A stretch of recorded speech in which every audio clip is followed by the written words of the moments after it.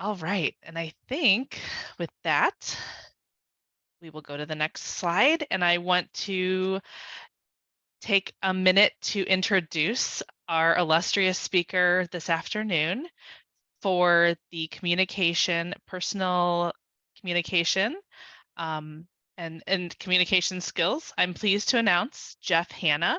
He is a consultant, writer, and teacher who helps audiences discover the value of communication. His areas of expertise are leadership and management, teamwork and communication specifically, and organizational change. Jeff's extensive professional background includes leadership positions in multinational organizations, mid-sized regional entities, and small business, in industries ranging from insurance and financial services to the healthcare industry and to the hospitality sector. Mr. Hanna studied for his PhD at a major Midwestern university and holds degrees in communication, speech, and mass media from the University of Denver and the University of Montana. Today, Jeff is going to focus on recognizing the personal inventory of communication skills that each of us possesses. Please join me in welcoming Jeff Hanna. All right. Well, thank you, Angie. I appreciate that. It's great to have everybody here with us this afternoon. It's better to be inside this afternoon if you're in the St. Louis area than to be outside. So we can all be grateful for that. So as Angie alluded to, we're going to focus today on helping you kind of assess your communication skills. We'll look at what your strengths are, give you a chance to reflect on that. But then we're probably going to focus more time on opportunities for improvement, opportunities for development. And Angie alluded to the worksheet that we'll be working with this afternoon. So if you have that with you, that's great. If you weren't able to print it or didn't receive it for whatever reason, I'd say just grab a blank sheet of paper and we'll kind of walk you through this process anyway, because I think that's going to be one of the great values of our time together, is to leave with something in your hands to maybe think about how I can make concrete, substantive improvements, particularly in communication situations where I'm not terribly comfortable or don't feel that I'm very effective. So just to give you a little bit more about my background, I've been a trainer and a coach, particularly around leadership development for many, many years. I've been an adjunct professor for many years as well, which is kind of nice, keeping my foot in the corporate world as well as the academic world. And even though most of my degrees are in communication, I tell people that I probably learned as much about communication in my 15 years of bartending. And I was putting myself through school as a bartender, and it was very interesting and a lot of fun. I made more money than I probably should have, but it really taught me a lot about how to react and respond very quickly to people, including potentially difficult customers or difficult conversations or difficult situations. And so really, bartending was kind of a litmus test for my communication skills, and probably kind of a finishing school for them as well, because it really taught me a lot and it helped me kind of apply some of the information that I'd learned in my degrees and other aspects of my life. So I'm going to share a little bit of that. Maybe afterwards, when I stick around, I'll mix a cocktail for all of us so we can enjoy that. Virtually is going to be a little bit of a challenge, but nonetheless, perhaps we can overcome that. So as I mentioned, we wanted to take some time to focus on our communication inventory, our communication skills, and the workbook that you have, the worksheet rather that you have, should look something like this. And I'll just kind of walk you through what it is. So for those of you who may not have one in front of you, if you've got a blank sheet of paper, you can mock this up or do a relatively simple version of this. But you can see at the very top, we're going to ask you to identify communication situations that particularly challenge you, or you're not comfortable with, or you're reluctant to even get involved. And it can be a specific interaction or type of interactions. It can be communication situations. It can even be some sort of communication event. We'll let you decide what you want to focus on. And then we're going to have you assess your skills for each of those challenging situations that you identify. And you can see in the shaded rows, and we'll walk through this as we get to that point in the presentation, just to give you a relatively simple, quick assessment of what am I good at, what are some things I can improve upon. And then the outcome of that will be down in the lower part of that worksheet, where we're going to ask you to identify a couple of goals based on your assessment, based upon the situations or interactions you identified. And then as we go through our time together, which is unfortunately relatively short, hopefully we can generate some ideas. You can start to fill those in so that at the end of our time today, you will have at least the very beginning or of the thought process or of a development plan. And I think there's great value in writing things down. There's something being holding yourself a little bit more accountable. You can flesh out details instead of just being all up here and trying to keep track of it all up in your mind. This is a nice way, a nice tool, I think, and hopefully you'll agree with that as well. So let's dig right into this. So for those who have a worksheet, just go ahead and put that in front of you. For those who don't, just get a blank sheet of paper, something you can write on. And what we'd like you to do is initially identify 2, maybe 3 communication situations or interactions or communication events that you wish you were better at, that are particularly challenging for you. Maybe you just don't feel your skills around those are adequate.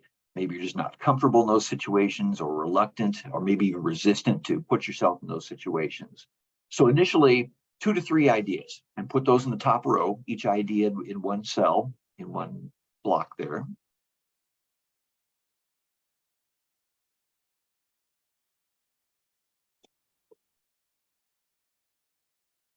And again, this is a work in progress. This document is dynamic and will grow as we continue on this afternoon. Now then, hopefully everybody's got a couple, 3 ideas, things they want to improve on. Let's use that annotate function and put some of these ideas up here. So nobody will know who put what idea, but if you go up to the top and view options, drop that down, select annotate, and that will bring up another little pop-up, and select text. And we'll also select stamp, because I'm going to ask you maybe to make a check mark or an X next to some of these. And then click save. And very good, Deanna. And then go ahead and start writing down ideas. Some of the things that you've written on the worksheet already. Different situations, events, interactions that are particularly challenging for you.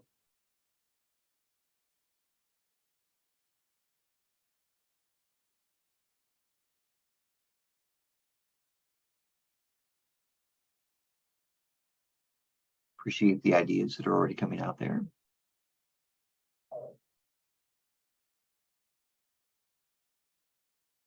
And it appears that 1 or 2 people have also discovered that stamp function. If there's something up here that you particularly think, oh, I agree with that, that's a challenge for me, put a check mark next to it or an X or some sort of stamp. I think you can put a heart up there, whatever you like. And then we'll kind of see where the interest might lie, and that'll help guide us for the rest of our afternoon together.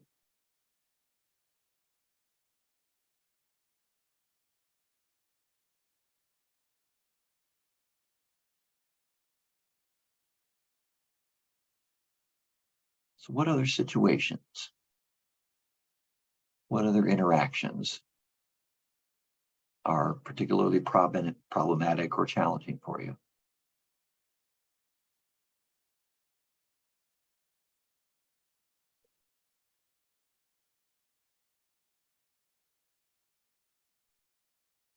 Linda, I see you on the screen and it looks like your text function isn't enabled. So go ahead and click on that blue T for text. Then that will give you a text box to write something in on the screen.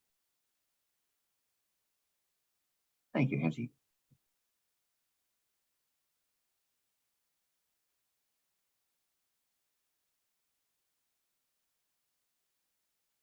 All right, other ideas. Take about 15 more seconds. Other things that were on your worksheet at that top, in that top row, that you would like to add to our whiteboard here.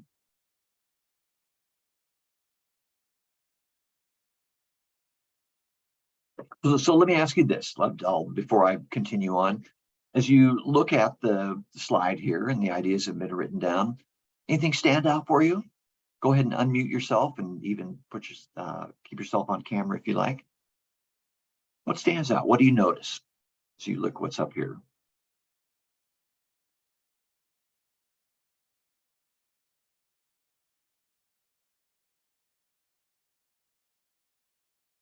Anything particularly resonate with you? Active listening. Okay. Talk a little bit more about that. Is that Linda? What stands? At Maryland on active Maryland, I'm sorry. listening. I try, and then a lot of times I just don't do it. I find myself, and again, I don't like people doing this, but I do it too, is you want to finish this statement when somebody's talking because you know a little bit about what they're talking about. And so you want to finish that. And so you don't totally get the gist of what they're saying without active listening. Active listening, we need to do every day. Absolutely. Absolutely. All right. Thank you, Marilyn. Anyone else? What else up here grabbed your attention? And everything up there too. For me, I think there is neverness in most of it has to accompany most of these areas. Okay. Okay. Well, we've got a pretty wide variety of things up here. And I want to hear from more of you. Probably consistently the research suggests the two most problematic, most challenging communication situations that people face are conflict, and we see that reflected up here, and public speaking. And so the reason that many of us are involved in Toastmasters is we want to address that public speaking demon. We want to get control or at least become more comfortable in those situations. What else? What else do you notice? I have a question on the public speaking part, because every time we go out anywhere, we're publicly speaking, right? Potentially. Talking about that, okay. By definition, public speaking is one person talking to many people versus a one-on-one conversation or a small group conversation like a meeting. But even in a meeting, you may do a form of public speaking. Thank you. What else? What else do you notice up here? Anything else jump out at you?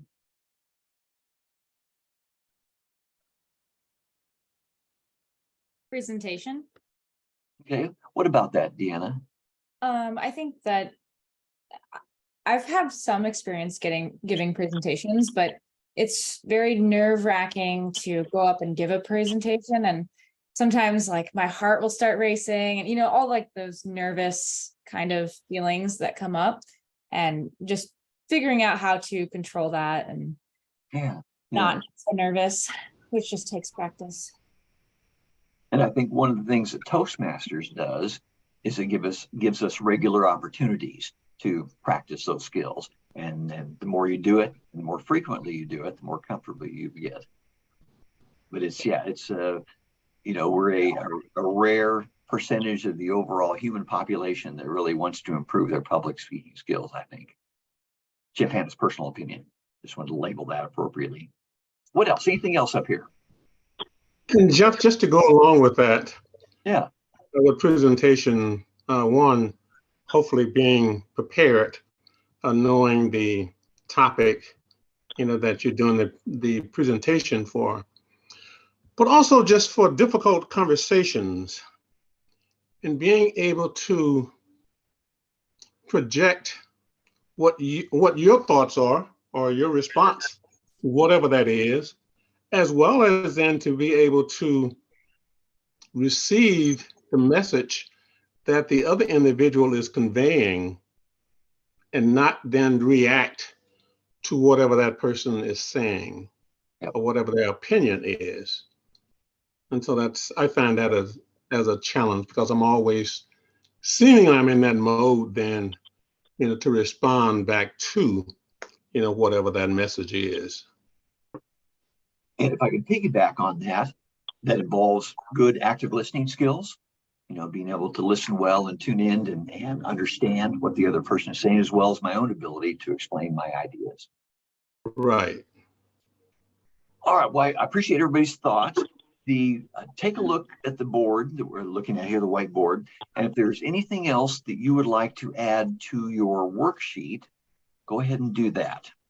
Oops, I might be able to erase these.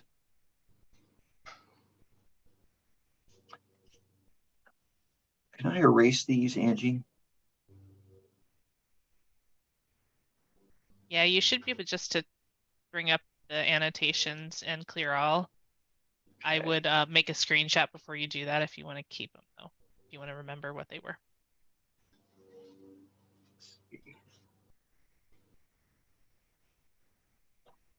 and I can do that.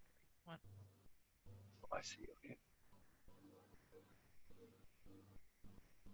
There we go. Okay, very good. All right. So let's go then back to your worksheet, or if you're just building your own worksheet as you go along here. If you want to add a couple more items to that top row, something you saw on the whiteboard that said, oh yeah, that reminds you, I wish I was better at that. Go ahead and capture those. And then let's take about 2 minutes and give you a chance to assess each of those situations or interactions that you talked about. So you see in the shaded rows, you're asked to rank, or to rate rather, each of your situations in terms of your current skill level, your current comfort level with that situation or interaction, the frequency of occurrence. How frequently are you presented with these situations, or how frequently do you have to deal with these particular interactions? And it's probably best if you go column by column. So my first column is, say, public speaking, to assess for public speaking, and then go to the second column and do the same thing. So it kind of keeps you in the mode of thinking about one interaction. And then when you've done the ratings, go back down to the lowest, the bottom shaded row, and rank them. Theoretically, your lowest scores are going to be the item that's going to be your number one priority. The lowest scores would indicate these are the items you're not as comfortable with or you're not as skilled in. And so that should be a development priority. So take a couple minutes and do that.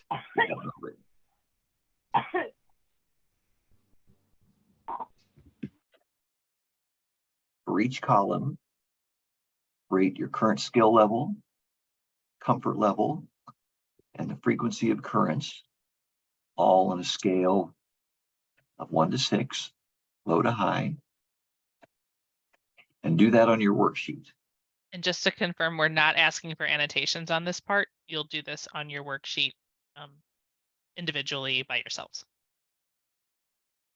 So I'm going to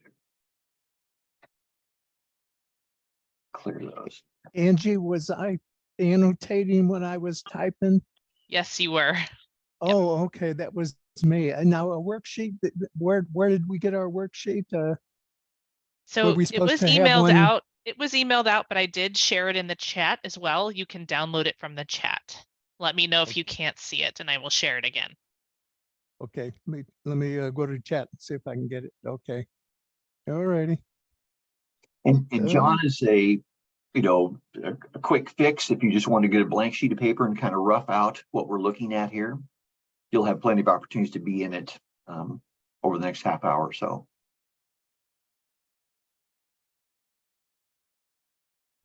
Is it All there called Angie B to everyone? Is that it? Yes. Okay. All right, for the sake of time, let's move on. And John, hopefully catch up and even if you can't print out the sheet, just kind of take some notes as we go along. And again, I would encourage everybody else to do that if you don't have a sheet as well. Ultimately, what we're going to be doing is filling out then, after you've done the assessment in the shaded rows and identified your priorities and ranked those in that lowest shaded row, then identify a couple of goals that you'd like to work on. And they may be 2 goals around the same situation, same communication situation. Each goal may be around two different situations. And so I'm going to take, just based on kind of the discussion that we've heard a little bit, I'm going to dig into one particular topic. I wish we could clear the rest of our afternoon and touch on everything that we saw on that whiteboard, but unfortunately time does not permit. So I think what I'd like to do is focus on the difficult conversations. Sometimes we hear people refer to them as critical conversations, but they're essentially, these are the things that make our lives difficult. So I want to share some information with you here. And even though this may not have been one of the categories, one of the situations you identified, as we go through this information, it may trigger another idea and capture that while it's still fresh, get it on your worksheet, your development sheet there. So I want to share a couple things with you here and just give you a moment to reflect on these. And what this does is emphasizes how tough these kinds of conversations are for people. Anything surprise you up here? Are you surprised at the numbers? Are you surprised at the length that people have been hanging on to these feelings without expressing them?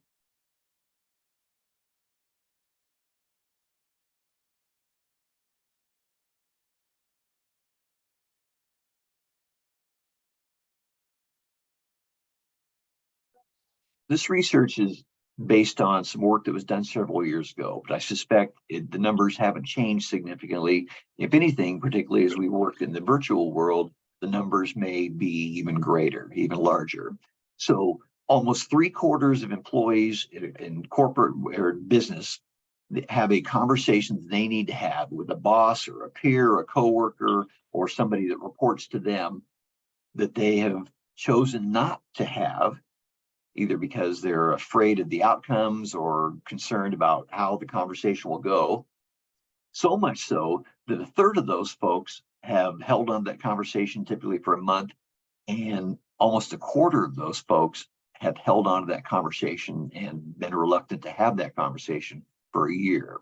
And you think about the toll that takes on you. Every time you see this individual or encounter that particular situation, our stomachs get tight, we get nervous, and we try to go the other direction more often than not, or try to avoid the situation. And it does take its toll emotionally and mentally. So for me, this really emphasizes how important it is to be able to address tough situations, a critical conversation. So I want to share some of the things I've learned along the way with you. Again, take notes. I'll have an opportunity for us to kind of reflect a little bit later on.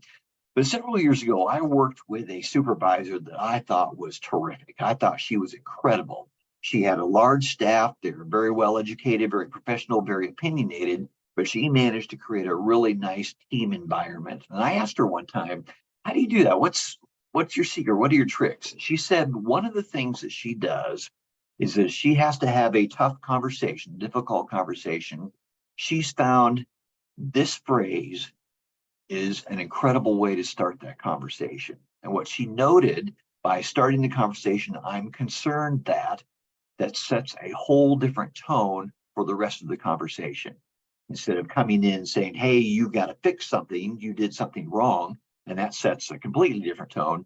This comes in from a perspective of concern. And so the more I've played with this and utilized this in my own skills as a leader, as a teacher, I find that it's very, very effective and a really nice way to set a positive tone and to make it a much more collaborative conversation. So if you can integrate this into your vocabulary for those tough conversations, get in the mode of starting with, I'm concerned that. And actually, we'll look at a model here briefly that will show you how to expand on that. But this is a really great first step to get the conversation off to a positive, constructive start. So let me share an 8-step model that I've utilized. And this is derived from a number of different models. You've probably seen similar models.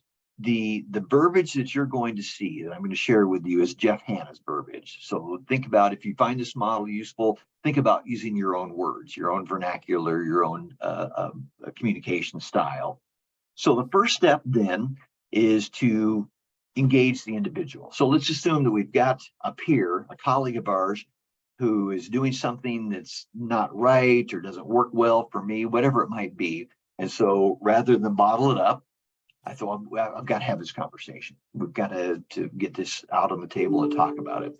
So the first step then is to engage that individual. Now notice that I've highlighted or boldfaced some words here, us and we. And again, that's part of setting that collaborative tone in the conversation. So the first step really is, can we talk? And can we talk now, if that's appropriate? Or can we talk tomorrow morning or later on this afternoon or at the end of our shift, whatever that might be?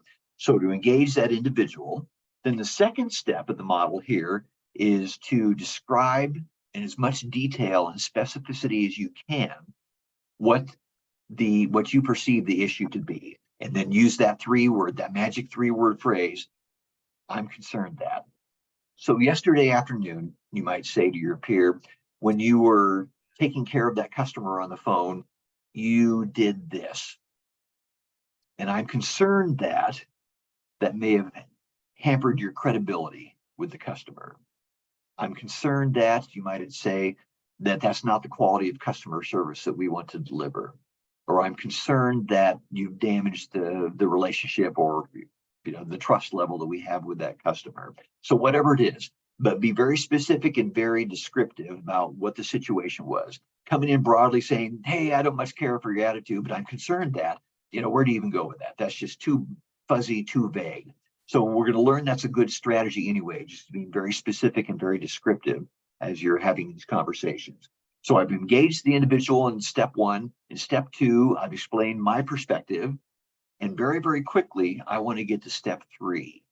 Help me understand your perspective. Now, I'll admit I've made mistakes as a supervisor, and often, and I can think of a couple times in particular where maybe I just went on and on, kind of a litany of things that, here's what happened this day, and this shift, this was going on there. And after about a minute of listening to Jeff Hanna go on and on about the things he doesn't like about me, the other individual shuts down. So you want to get to step 3 relatively quickly. Make sure you articulate that step 2, what your concern is, where the concern is, but get them involved, get them talking. Help me understand your perspective. This also opens up an opportunity to catch misunderstandings or miscommunication. They may say, no, Jeff, that's not what happened at all in that conversation with that customer. Here was what was going on. Here's how I responded to it. And that may be, that may be the end of the conversation. Oh my goodness, I'm sorry, I misunderstood. Thank you for that clarification. If I miss step 3, then I miss the opportunity to find that easy resolution through recognizing it was miscommunication. If I miss step 3, then it's just me talking at them after a while. And as we mentioned, the eyes tend to glaze over. So make sure you understand their perspective. And as it appears then that we still need to have this conversation, that takes us to step 4. And this is a chance for you to reiterate, reemphasize what you mentioned in step 2. I appreciate that perspective, you might say, and that gives me a little more information, and I appreciate that. But for me, it's most important that we really focus on the quality of service that we're providing to customers, or again, whatever the angle you might taking. So it's a chance for you to still keep the conversation on track and still keep it moving forward, but letting the person know that they are being heard as well. So step 5 then, and again, I've intentionally bold-faced word here, is how do we resolve this? So it's not, here's what I think you should do differently. Hopefully you have got a couple of ideas, but they're in your back pocket for now. You want to make this very much a brainstorming session in many ways. So what are the things we could do? Well, we could try this and get the other individual involved. Well, what do you think? What do you think we can do to take a look at this? And so then you presented a number of different options. And like brainstorming, the next step then is to narrow those down. And this is obviously the time between step 5 and step 6 is much longer than me clicking the advance button. But this is step 5 is generating the ideas. What do all things do? And a key question to ask is, what else? What else could we do? What are some other ideas? And again, get the person involved, because the solution is not going to happen unless they buy into it. And this is your opportunity to start that process. So then step 6 is we've come to some sort of agreement what we're going to work on. And this is another point where it's important to be descriptive and very specific. So we agreed that each of us will do this and articulate that, maybe even follow up with an email or a message to reiterate that, starting on this date. And that's your opportunity to check in as well. Is that what you understood? You would say to the other person. So after the step 5, kind of generating ideas and options, step 6 is, so what will we actually do? Now, at this point, it feels pretty good. And probably you're thinking, oh my goodness, that wasn't as bad as I thought it was going to be. That went okay. And it's real easy to end the conversation at that point. But a key step is captured here in step 7. Let's build in a check-in time. Let's come back together at some point, see if we are doing what we agreed to in step 6. So you may say, well, let's check in a week from now, next Saturday, next Friday afternoon, and just make sure we're still on track. So that builds in a check-in time that keeps both of you accountable for the actions that you agreed to take in step 6. So very, very critical. And then the final step of this 8-step model is just to have a positive, constructive ending. Now, if we go back to step 3, where you ask for their perspective, help me understand your side of the story, and you find out it's just misunderstanding, then the conversation theoretically is over. Once you've done that, but you still, I think, should do step 8. Thank you for sitting down with me. You know, regardless of what the outcome, regardless of what step you ended, or if you went all the way through this the 8-step model. Thanks for sitting down with me. I appreciate it. It's you know, it takes some courage to sit down, and the conversation was great. And I look forward to talking more about it and catching up again whenever that next check-in date is. So I realize this is first blush. We kind of went through it pretty quickly. Anything about that model that you particularly liked? Or is there anything missing from the model that you might add? Just go ahead and unmute yourself. I'd like to hear what your thoughts are.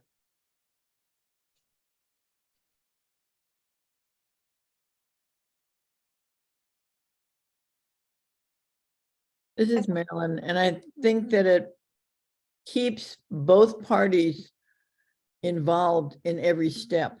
And I guess that's key for communication, correct, or critical. Good, good. Thank you, Marilyn. Anyone else? And I had to Would you think like- about it more too. This is Lawson. Oh, I'm sorry, go ahead. Oh, sorry. Okay. I think it's really good that you say like the we and the us, like we're a team. And you mentioned that even, but I think that, you know, same with if you're talking to a significant other, like saying like, you know, if you are using those blaming terms, then like it can kind of isolate them. But in this situation where it's more professional, it's like, we are doing this together. It's not you that are causing the problem. It's like, how do we fix this? And I think that that's very helpful. Well, good. Thank you, Deanna. I appreciate that. Lawson, do you have something you want to share with us? Yeah, number 3, I particularly like, help me to understand. Okay. Which gives that individual that opportunity to say more, but also give me more the opportunity to listen to what they have to convey. Exactly, exactly. And as I mentioned, you probably want to get to that step 3 pretty quickly, so they don't, you know, tune you out, because just, you know, you're beating on them with a stick again and again and again. So good. I appreciate that, Lawson. And thank you again, Deanna. Anyone else? Thoughts about the model?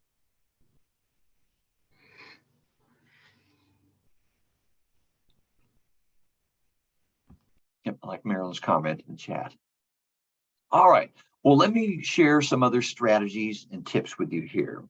So now I recognize we're in a nice, comfortable room, nice, comfortable environment. These are good ideas.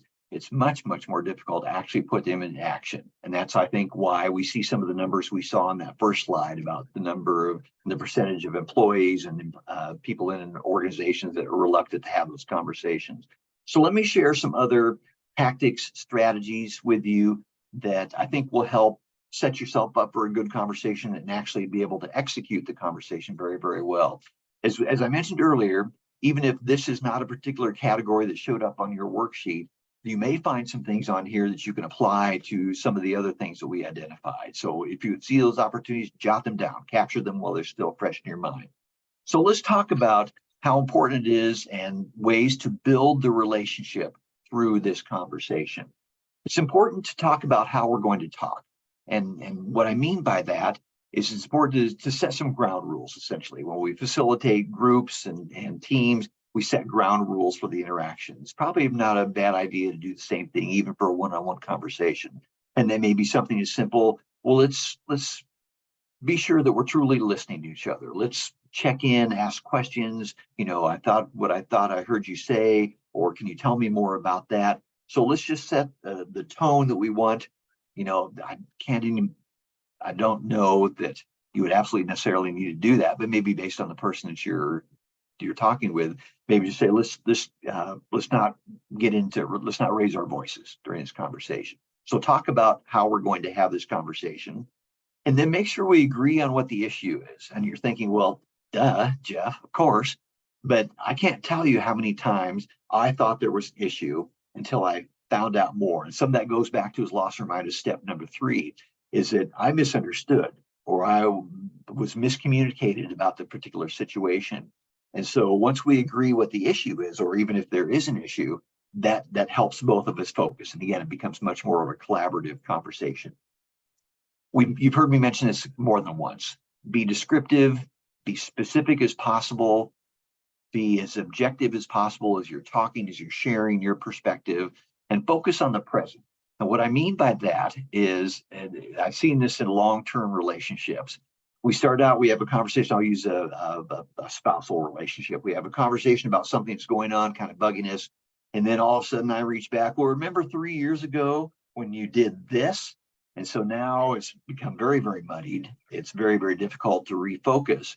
And there's a term for that, sandbagging, I believe it's called. So when you reach back and suddenly you're bringing in old stuff that was unresolved, it takes some discipline on the part of both participants in the conversation to say, hey, whoa, let's, if that's still an issue, we need to talk about that, but not now. Let's focus on this. Let's focus on the present. And again, it takes a little bit of self-awareness and a little bit of self-discipline to be able to catch those. Never, ever, ever miss a chance to find some sort of agreement. Even if it's just a little point, something that one person says, I agree with you 100%. That's one small step in building this relationship, continuing to build a relationship, one small step to reaching the outcomes that we're looking for. So never miss an opportunity to acknowledge, I agree with that. Boy, I think you nailed that right on the head. And there's just some really nice things as part of the conversation. And you've heard several people talk about this already, how important it is to listen well, to listen actively. And listening is not a passive act. We really have to dedicate time and energy, physical energy even, to make sure we listen well. And so that could include things like making sure we're in an environment where we can truly listen to each other and hear each other and not be distracted by people or things around us. But even some of the check-ins. Well, now help me understand. When you said this, were you thinking that? Or just ask them, when you said this, tell me a little bit more about that, to make sure that you're understanding what they're saying, but then also to make sure that you're clear on what your points are as well. So I want to share one more quick model with you because we're coming down to the close of our time here. I was introduced to the ABC model, ABCs of communication, several years ago, and I just keep coming back to it because I think it really does a nice job of highlighting key elements of any kind of conversation, whether it's a difficult conversation like we've been talking about, or just any kind of interaction with peers, with friends, with spouses, significant others, those kinds of things.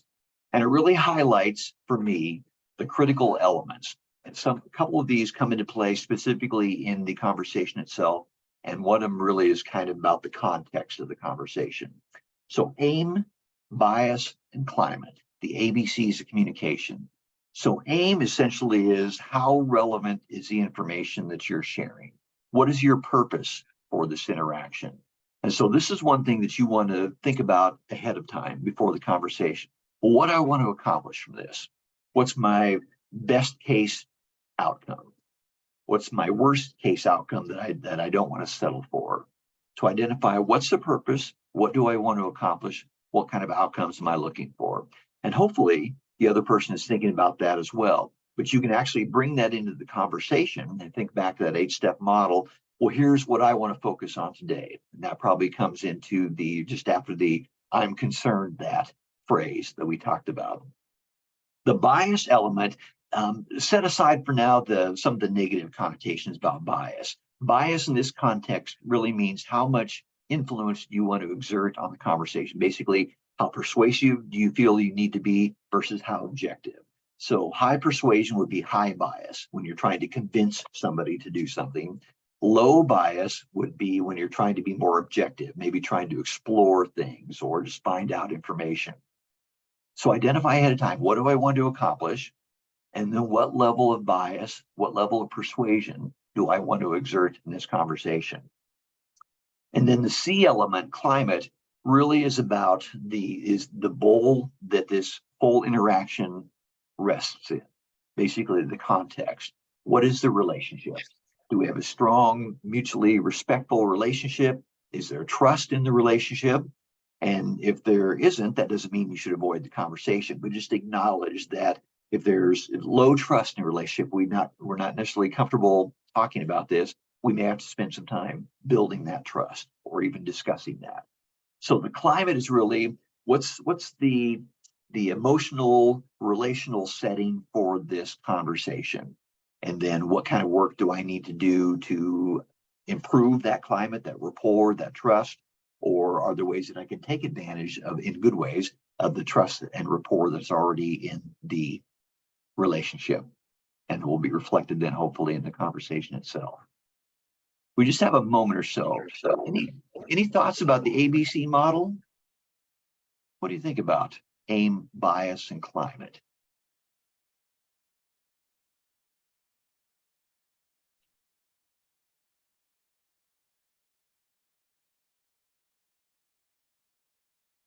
I think that this is a model that can be used in any conversation, even though, again, we've been focusing on some of the difficult, challenging conversations and situations we face. This can work for any conversation that you have. And I think that's the power of the model. Obviously, very, very simple, highlighting the key elements in any relationship and the interactions. And then how can I prepare myself better for that interaction, for that challenging situation, by putting some forethought into this element. All right. Well, we've covered a lot of ground here. Hopefully you've got some items on your worksheet that you filled out. Let me ask you just very, very quickly in the time that we have left, what are your takeaways? What did you find most useful, most interesting from our conversation today? If we could hear from a couple people, that would be great.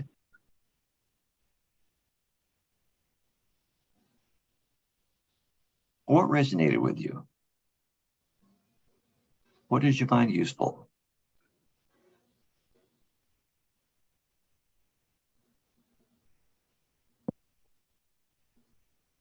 I thought that, like, learning how to have a professional conversation was useful. And how, like, especially the statistics on, how many people in the working world don't actually, or how long they wait to bring up a problem that they have. Right. I can easily see that, because it's, one of those things where it's like, oh, well, do I bring it up and make things worse, or do I just get over it? But then that's actually how it ends up getting worse. But yeah, that was really interesting. And I think more people should feel comfortable with bringing up their problems. Yeah. And that's and you hit the nail on the head, Deanna. The reason that people avoid those conversations is because they're not sure how it's going to turn out. And so we always think, well, it could go well, but it could get worse, and then I'm in an even worse situation than it was. So it's easier to tiptoe around it, avoid it, than to actually confront the issue. Not necessarily confront the person, but to confront the issue. So thank you, Deanna, for that. Anybody else? Hi, Jeff, this is Rich Porter. I'm Yeah, sorry, Rich. did somebody else want to speak? No, go ahead, Rich, please. Okay. I found this very interesting, but, and I expect that there's probably a lot more to it, because what I expect is that there's a lot of different topics, different types of difficult conversations. So they may require a little different techniques. What's your comment on that? Yeah, I think you're, if we're talking about a spouse versus a coworker versus Right. my boss, they're just Right. different dynamics in those interactions. I still think some of the basics that we talked about, I still think the 8-step model, I still think the aim, bias, and climate approach would still be useful. But yes, there are going to be some things that are unique to each of those relationships, and hence to each of the conversations we have in those relationships. But I think just in terms of the value of actually confronting the issue, let's talk about it. Let's see if we can work through that. Relates and can be useful in any relationship, any interaction that we have. So that's a great point, Rich. I appreciate that a lot. All right, we are at our time here. Thank you all very much. I appreciate your input on this. Hopefully the worksheet was something you can use, continue to develop and grow. I'm glad I'll make sure that we forward the slides as Marilyn requested. So if you find those useful, that would be great. I also want to thank Angie Bryan, who is our Zoom master today. Angie's been very instrumental, not only today, but in helping develop this. And Angie, I appreciate that a lot. So I'm going to turn it back to you, Angie. Thanks, Jeff. Sure.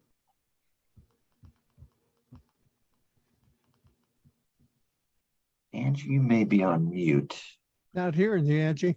Oh, there you go. Sorry, I had my headset muted. I wanted to say, let's take a minute to thank our speaker, Jeff. I really enjoyed that presentation. You did a wonderful job, and thank you so much. So hats off to you, either virtual or in person. Applause for him. And thank you all so much for attending today, and have a great rest of your day at our TLI. We have some really good sessions still coming up. So thank you. Angie, Really? are we going to get slides